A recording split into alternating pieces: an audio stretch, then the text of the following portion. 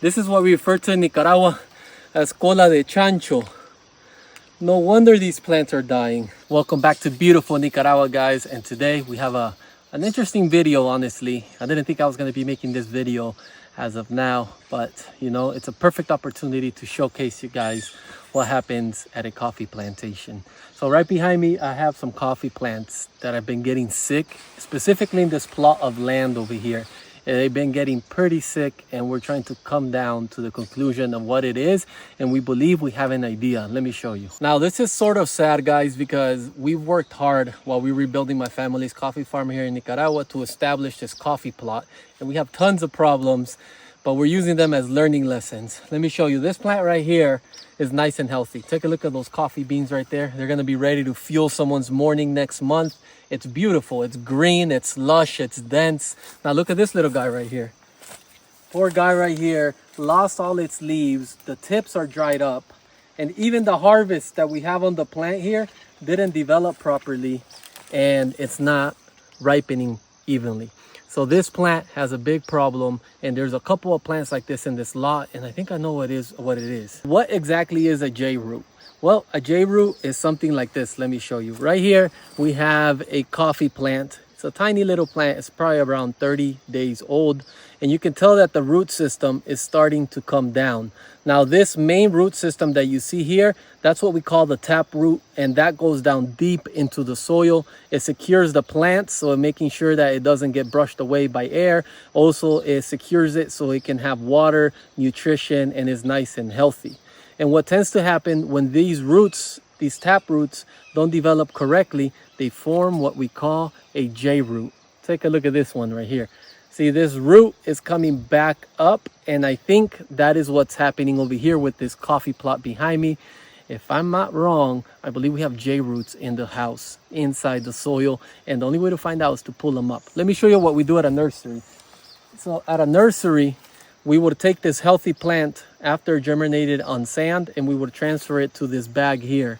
The plant will remain in this bag for a few months, and the problem is that if the plant gets too big, that tap root eventually hits the bottom of the bag, and since it can't go out, it turns around and then it suddenly becomes a J root. So since it was our first time planting this, it's really our first time building a coffee farm, we had a lot of mistakes with our nursery, and I believe this is the root cause. But let's go ahead and jump right in and dig some up. We're gonna start with this one here, and I think we're gonna pull a total of around 5 to 7 plants to confirm if it's J roots. What I'm noticing though, even off the ground, by just doing this, I'm noticing that we have a lot of rock in the soil. So the rock in the soil could be partly causing a blockage from the tap root going down, and could be causing the problem of the plant not developing its root system correctly. So let's go down the soil and let's pull this up. I'm interested to see. It's gonna be quite an adventure today. All right, guys, look, off the bat, when digging the hole, you can already see, look, that's a sign of a nice healthy soil. You can already see worms, and that is amazing.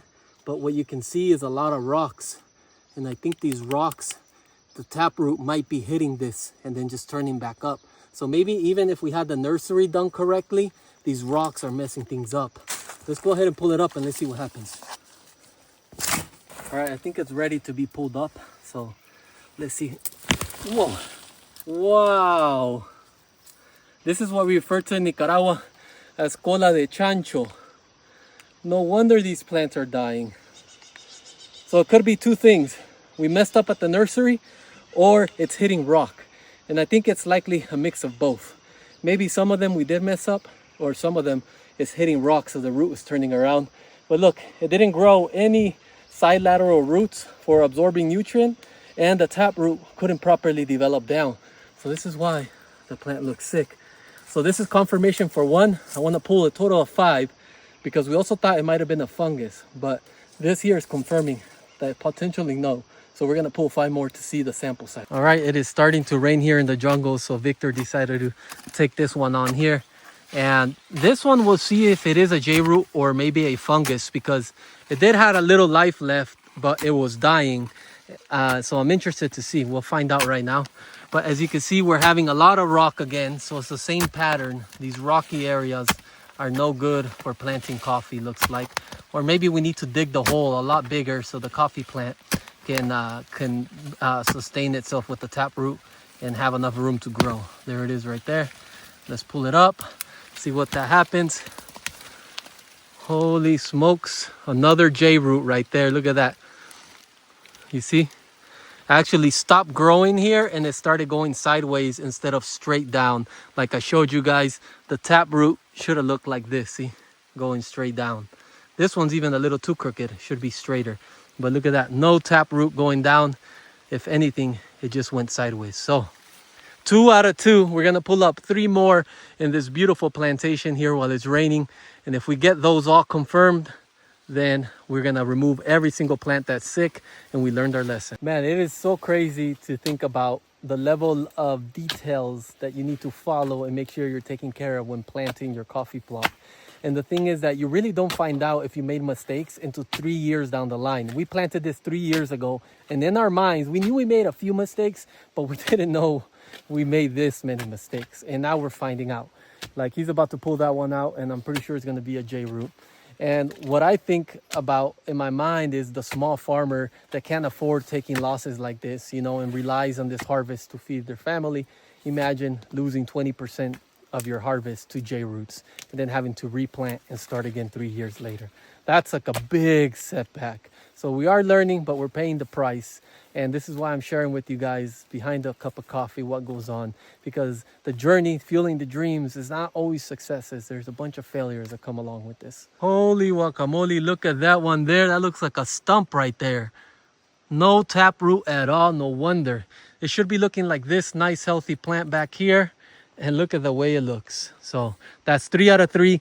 If we pull out 2 more and it's the same thing, that we know what to do. It's gonna be pull out all those sick plants. All right, guys, number 4. And if you love betting, I think you can bet that this is gonna be a J root because it has the same conditions. We will find out shortly. But crazy, man.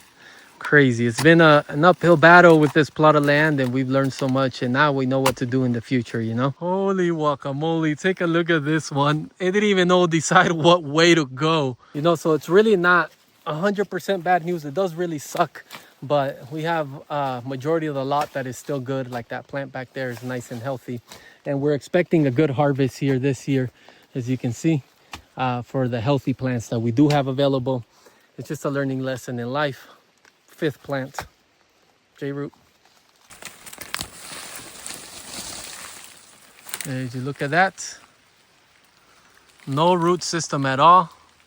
Nothing, not even little roots. This one had a little more absorbing roots. You see, it did have a little more roots for, oh no, actually this is not even, this is even a weed. So the coffee plant itself had it up here. These are the roots that take in the nutrients, but they didn't develop. These are supposed to be long, at least 1 meter to 2 meter long, depending how long these branches are.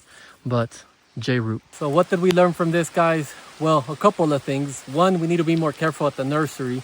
Make sure that the coffee itself doesn't stay too long in those bags and the root doesn't get affected there.